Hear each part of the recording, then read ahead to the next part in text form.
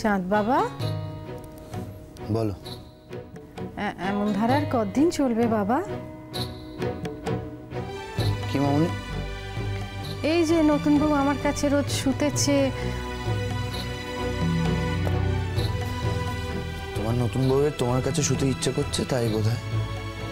না বাবা, নিশ্চয়ই তুমি তার সঙ্গে তেমন ধারা ব্যবহার করেছো যার জন্য সেইখানে আসতে পারছি না। হ্যাঁ, না হয় একটা ভুল করেই ফেলেছে বাবা। হ্যাঁ, এমন ধারা রাগ কখনো মনের মধ্যে পুষে রাখতে আছে বলে দেখিনি? হ্যাঁ, 2-3 দিন তো হয়েই গেল, সে তো বলেছে নিজে হাতে রান্না করে তোমার কলেজের লোকজনদের দিয়ে আসবে।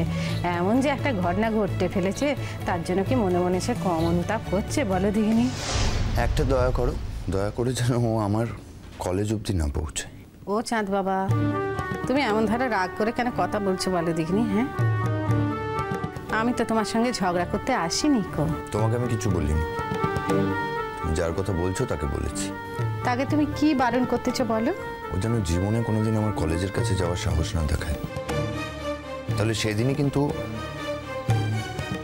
সম্পর্কের শেষ দিন হবে। হ্যাঁ গো চাঁদ বাবা, একটা মানুষ একটা ভুল করে ফেলেছে বলে তুমি তাকে যদি এমন ধারা কঠিন শাস্তি দাও তাহলে আমার চোখে তোমার দাম কমে যায়নি? তুমি জানো না তাই এই কথাগুলো বলছো। আমি কি জানিনি বলো? বলো আমি কি জানিনি? ও প্রতিশোধ নিয়েছে আমার উপর। নতুন বউ তোমার উপরে প্রতিশোধ নিতে চেয়েছে? তুমি কি খেপলে গো চাঁদ বাবা? হ্যাঁ, বললাম তো তুমি কিছু জানো না। আসলে প্রথম দিনই বাড়িতে ওকে নিয়ে আসার পর কাজের লোক হিসেবে ওর পরিচয় দিয়েছিলাম, তাই ও প্রতিশোধ নিয়েছে, আমাকে আমার কলিগদের সামনে অপমানিত করেছে। তুমি নতুন বউকে ভুল বুঝতেছ। তাকে কি ভুল বোঝা যায় বলো দেখিনি? ভুল বুঝিনি মামা, একদম ঠিক বুঝেছি। ওই কথাটা এই বাড়িরই একজনকে বলেছে এবং যা করেছে বলে কই করেছে।